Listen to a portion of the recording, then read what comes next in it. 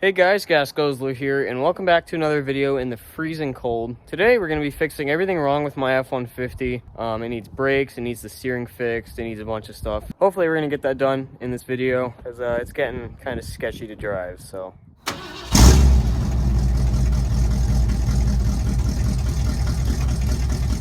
So where do I even start? It looks different from the last time you guys saw it. I put amber turn signals back in it. I got a new grill, and I got a slightly less rusty bumper.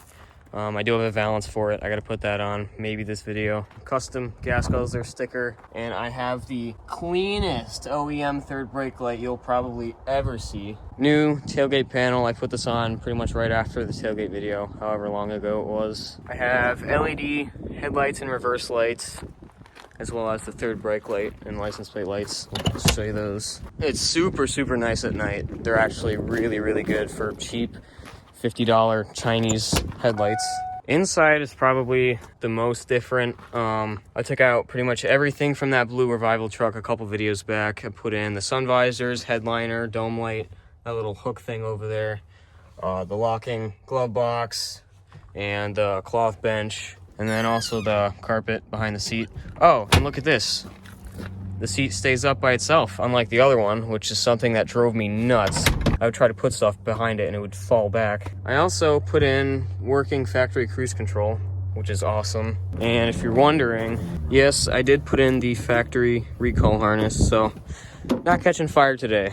I also did an LED gauge cluster conversion. You can't really see it, but it looks super cool. The needles are like the same color as the truck, so. And then I also put my original Speedo back in it.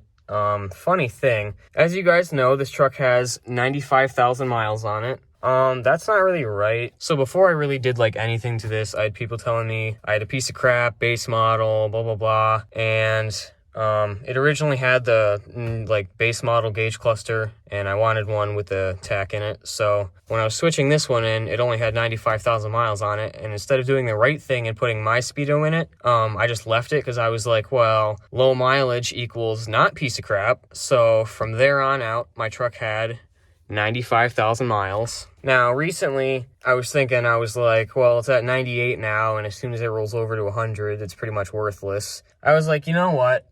This thing's a gasser with almost 250,000 miles on it, and the fact that it runs as good as it does with that many miles is kind of impressive. This is possibly the quietest and best running 4.9 I've seen, and I've seen a lot of them. So, I put my original Speedo back in it, and there you go. Add about 3,000 to that, and that's how many miles this truck actually has on it, and it runs this good. Literally the quietest 4.9 I've ever seen, and I've seen hundreds of them, so don't know how, don't know why, but God, I love this thing. So yeah, anyway, back to things that I need to fix on this. First, we need to address the front brakes, because when I'm driving and I hit the brakes, it pulls super hard to the left. I'm assuming the caliper slides need to be greased. My steering has a ton of slop in it, which I believe is just the steering box, because it doesn't really wander. So we're gonna tighten that, and then there's a couple really small things, like I have a cross-threaded stud on this wheel, so I gotta swap that out. And then, like I said, front bumper valance, I gotta paint that and then put it on. Oh, and also this LED reverse light, the socket is cracked, so you know the bulb kind of fell out, and I haven't fixed it, so gotta cut that off and splice in a new socket. And then there's some things like door pins. Let me give you an idea of how bad my door pins are. Well, I guess let's get it in the garage and start getting to work on it.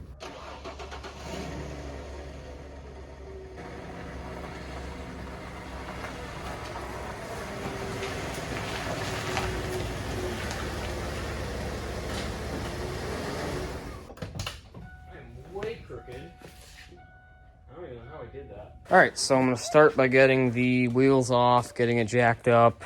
Yeah, and then we'll start dealing with the brakes. All right, so you're sitting on a shop vac that had all the legs ripped off, so hoping that doesn't fall over. All right, time for sketchy jack stands.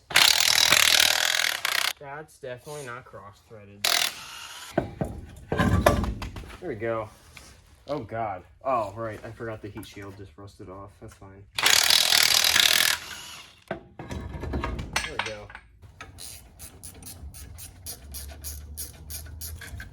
Let me see how my pads are.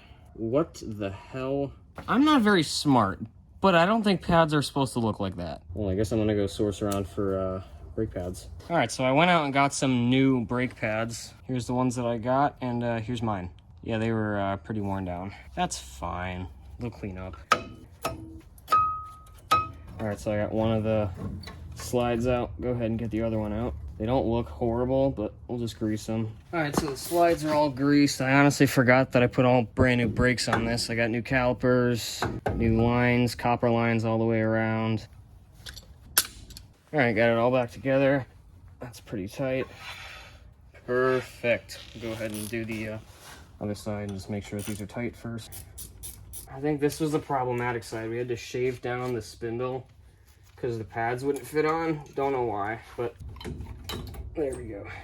Ooh, yep. Ooh, that slide does not move at all. It is completely seized in the caliper. Yeah, that'll do it. There we go. Ooh. Yeah, so if you look, it's all pitted and it's just, it'll probably never slide smoothly again, so I'm gonna go get another slide. All right, we got 2 new slides. I could use the one good one that came out of this, but I mean, these are like pretty much brand new, so make sure it moves freely.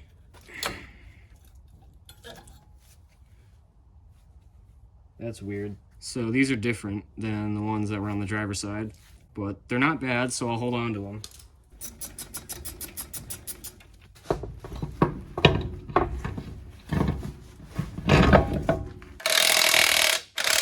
All right, so the brakes are all done. Just took it for a test drive. It feels awesome, doesn't pull anymore. Now I think I'm going to fix the steering because there is a decent amount of slop. That needs to shut up. I tightened the steering box once before. Probably just needs it again because these are notorious for that. And there's a decent amount of play. I'm gonna be totally honest. I don't even remember where it is. Oh. It's underneath the AC compressor. You know what? The engine's hot. Maybe I'll fix something else while that's cooling off. All right, so for now, I think I'm gonna take off my bumper and then I'll take the molding off and repaint that as well as the valance. So the valance that I'm putting on it is a super rare one that I've been trying to find for a really long time. It was only made for 1 year. They put it on the 92 F series and pretty much it's like the normal one, but it's shorter. And it looks way better on the 2-wheel drive trucks. I think they carried over the brick nose style and then they switched to the bigger one in 93 for aerodynamics or whatever. So yeah, we'll go ahead and paint this thing up because it's kind of faded. And then paint the molding and should look awesome. And the paint that I use is Valspar Color Radiance Paint Plus Primer. It's flat black. If you can buy this, this is the paint for the moldings. It's the paint for the black XL mirrors. This is like the best paint ever. All right, it's probably shook up enough. Perfect.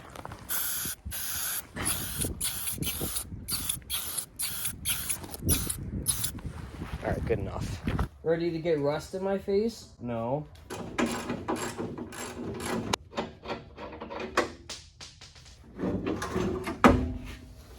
Perfect. I got all the moldings painted up all nice. Now it's just a matter of finding a way to attach the valance to the bottom of the bumper because, again, they were originally riveted on. All right, so it's the next day. I got the bumper all back together. As you can see, that molding just looks amazing. I did source some random Ford bolts for it to hold the valance on. So, yeah, I guess we'll go ahead and do that.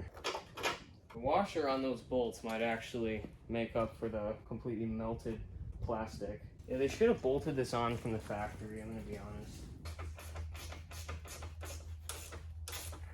All right, I got everything all bolted up. I guess now we just put it on the truck. All right, one side's good enough for now. There it goes. Like I said, that little short valance looks so much better on the 2-wheel drive trucks. I'm gonna finish bolting it up and then we'll pull it outside and really see how it looks. I'm determining whether or not I should put my Fox license plate back on the front of it. The only reason why I put it on the other bumper was because there was a giant rust hole behind it, but... All right, got her out in the sun.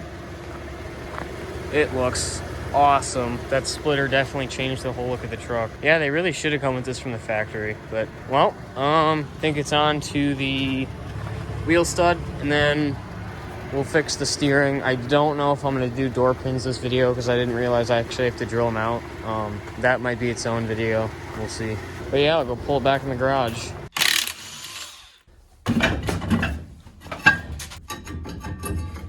Okay, back to getting the stud. Oh, there's threads missing. All right, I don't know what's going on there, but there's a large chunk of the stud missing. I don't know how that happened, but that's fine. I've never done this before, so this is going to be interesting.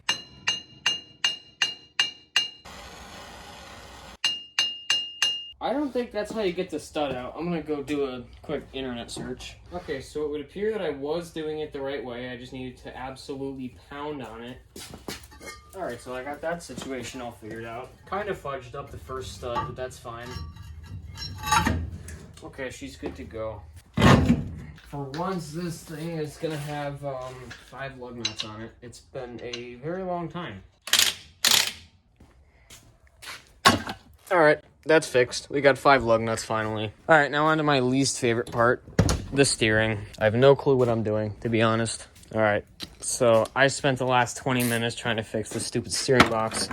And fun fact, the adjustment screw is seized, so I'm done with that. We're not touching it. It's fine. Last thing I'm probably going to do is my reverse light socket, and then I think we're done. The fitment on these sucks. They don't fit right, and when I was tightening it, I cracked this, like, as soon as I put them in. So, yeah, so you can see the whole side of this socket just completely broke off, so the bulb keeps falling out.